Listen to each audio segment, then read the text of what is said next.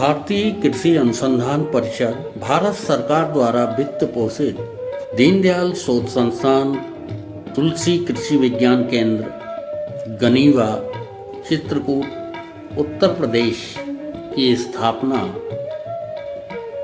सन 1992 में दीनदयाल शोध संस्थान के संस्थापक प्रसिद्ध समाजसेवी भारत रत्न राष्ट्र ऋषि नानाजी देशमुख ने की थी। तुलसी कृषि विज्ञान केंद्र गनीवा जिला मुख्यालय से 20 किलोमीटर दूर स्थित है। गरीबी, निरक्षरता, भौगोलिक बाधाएं, भूमिहीन और कम उत्पादकता के साथ साथ अन्न अवरोधों जैसे अन्ना प्रथा इस जिले की प्रमुख समस्या है। जिले की जुताई का औसत आकार 1.59 हेक्टेयर है एवं शुद्ध बुवाई क्षेत्रफल 1,72,052 हेक्टेयर है। औसत वार्षिक वर्षा 850 मिलीमीटर है तथा आर्द्रता 54.5% और आमतौर पर तापमान 2.0 सेंटीग्रेड से 48.5 सेंटीग्रेड के बीच दर्ज किया जाता है। गांव टिटेहरा पंचायत रौली कल्याणपुर ब्लॉक करबी से 25 किलोमीटर दूर पर स्थित है। आज हम इस गांव में कृषि विज्ञान द्वारा किए गए कार्यों का जायजा ले रहे हैं। गनीवा से टिटेहरा की दूरी 48 किलोमीटर है। केंद्र व जिला मुख्यालय से दूरी अधिक होने के कारण गांव में सुविधाओं की कमी है। गांव के किसानों को आधुनिक तकनीकी से फसलों की खेती करने के बारे में जानकारी कम है। तभी दीनदयाल शोध संस्थान तुलसी कृषि विज्ञान केंद्र गनीवा के द्वारा जलवायु समुत्थानशील कृषि पर राष्ट्रीय पहल योजना के अंतर्गत ग्राम टिटेहरा, रामपुरवा एवं बहिहार गांवों में किसानों के समग्र विकास हेतु विभिन्न प्रकार के कार्यक्रम चलाए जा रहे हैं। आइए हम आपको एक चेक डैम पर लेकर चलते हैं। यह चेक डैम जिसको वर्षा के पानी को रोकने के लिए ग्राम टिटेहरा में बनाया गया है। पीछे मेरे आप देख रहे हैं चेक डैम दिख रहा है, तो ये अपना दीनदयाल कृषि विज्ञान केंद्र गनीवा के माध्यम से जो निकरा परियोजना हमारे गांव में चल रही है, उसी के माध्यम से बनवाया गया। और जब तक ये नहीं बना था तब पहले हम लोगों की यहाँ पे जो भी ज़मीन थी बंजर पड़ी हुई थी और एक नाला की तरह बह रहा था। यहाँ पे कोई सिंचाई का स्रोत नहीं था।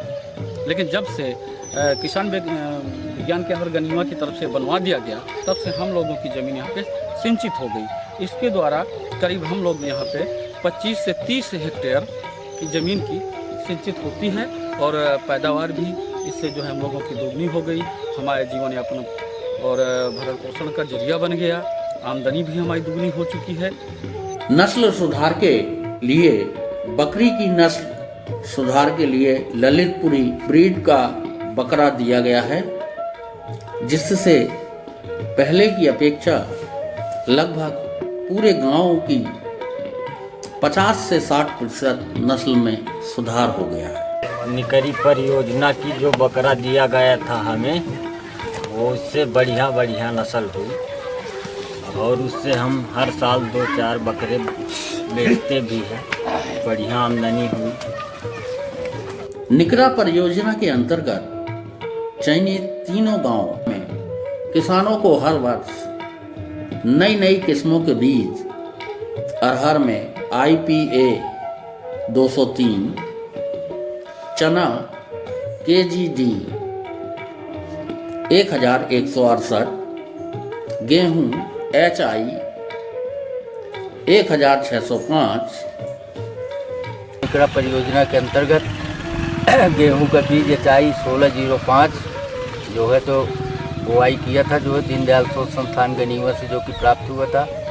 और मैं उम्मीद करता हूँ कि अच्छी फसल पैदा होगी तथा हमारी आय में वृद्धि होगी। इसी में के 1006 एवं सरसों में पूसा महक, मटर, अमन, साथ ही मसूर DPL 62 और मेड़ पर अरहर की बुवाई भी कराई गई है। अब तो लगभग हर एक किसान उन्नत किस्म का बीज एवं संस्कृति के आधार पर उर्वरक का उपयोग करने लगे हैं।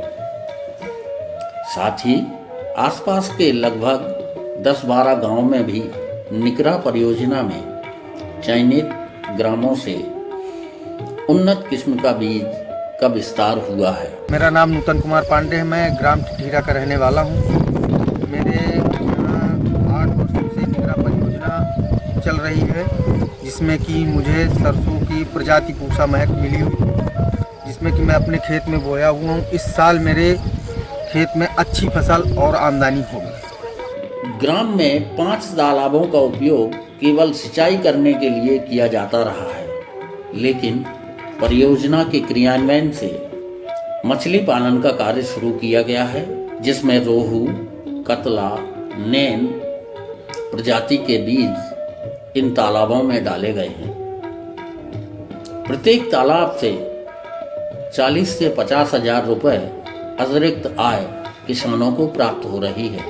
खेत तालाब ग्राम टिटहीरा एवं रामपुरवा में पानी की कमी को देखते हुए यह सुनिश्चित किया गया कि खेत का पानी खेत में ही रहे, जिससे किसान को जल की व्यवस्था अलग से नहीं करनी पड़ेगी एवं किसान आसानी से अपने खेत की सिंचाई कर सके। साथ ही जल स्तर बढ़ेगा, जिसमें ग्राम टिटहीरा में 4 खेत तालाब बनवाए गए हैं, जिससे वर्षा जल को संरक्षित किया गया एवं सिंचाई में साधन भी बने हैं। टिटहीरा में 10 किसानों को बर्मी बैग तथा केंचुआ दिया गया है, जिसमें पहले की अपेक्षा अब बर्मी कंपोस्ट खाद तैयार कर सब्जी एवं फसल में उपयोग कर रहे हैं। उसका लाभ यह है कि किसान जैविक खेती की ओर बढ़ रहे हैं एवं मिट्टी स्वास्थ्य में भी सुधार हो रहा है। प्रशिक्षण आयोजित कर किसानों को जलवायु के अनुकूल ट्रेनिंग खेत की तैयारी से लेकर जुताई, बुवाई, सिंचाई, कटाई, मढ़ाई एवं भंडारण, साथ ही कस्टम हायरिंग सेंटर द्वारा उन्नत यंत्रों के उपयोग से लागत में कमी आई है। बुंदेलखंड एक सूखाग्रस्त क्षेत्र है, जहां किसान निकरा परियोजना के पहले सीधे पाइप से सिंचाई करता था, लेकिन अब निकरा परियोजना के माध्यम से किसानों को स्प्रिंकलर सेट एवं PVC पाइप दिए गए हैं, जिससे अब किसान अधिकतर स्प्रिंकलर सेट का उपयोग करने लगे हैं और जल की बचत के साथ साथ उत्पादन के साथ उनकी आय में भी बढ़ोतरी हो रही है। खेतों के अधिक ढालदार होने के कारण वर्षा जल बहकर बाहर निकल जाता है, जिससे जल स्तर दिन प्रतिदिन नीचे जा रहा है। परियोजना के माध्यम से खेतों की मेड़बंदी 3 हेक्टेयर में 6 किसानों के यहाँ कराई गई। खेत का पानी खेत में रहे और फसलों को पानी मिलता रहे। भूमिगत जल स्तर भी ऊपर की ओर बढ़ रहा है। जब खेत की सिंचाई की जाती है तो समान रूप से खेत में पानी भरता है और अब गांव के किसानों ने अपने अपने खेतों की मेड़बंदी कराने की जागरूकता आई है और स्वतः मेड़बंदी करना प्रारंभ किया है। बदलती जलवायु से उत्पन्न हो रही समस्याओं को दूर करने और परियोजना के तहत अपनाई जाने वाली रणनीति के बारे में ग्रामीण जनों से गहन चर्चा के बाद ये ग्राम जलवायु जोखिम प्रबंधन समिति का गठन किया गया।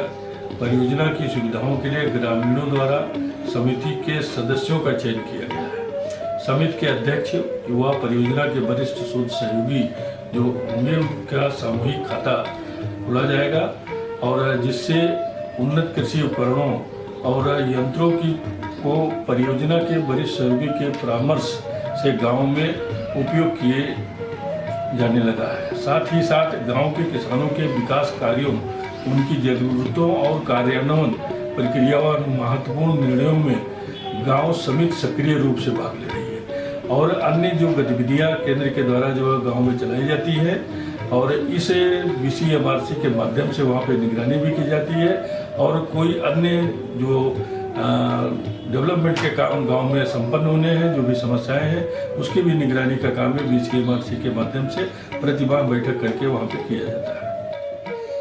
पशुओं के लिए आवश्यक सभी खनिज लवण आहार के माध्यम से पूर्ण करना संभव नहीं होता है। पशुओं के शरीर में पोषक तत्वों की कमी को दूर करने के उद्देश्य से 30 कृषकों को खनिज लवण उपलब्ध कराया गया, जिसके परिणाम स्वरूप उनके स्वास्थ्य तथा उत्पादन में 20 से 25% वृद्धि हुई है। इससे प्रभावित होकर अन्य कृषकों ने खनिज लवण का अपने पशुओं के आहार में देना प्रारंभ कर दिया है।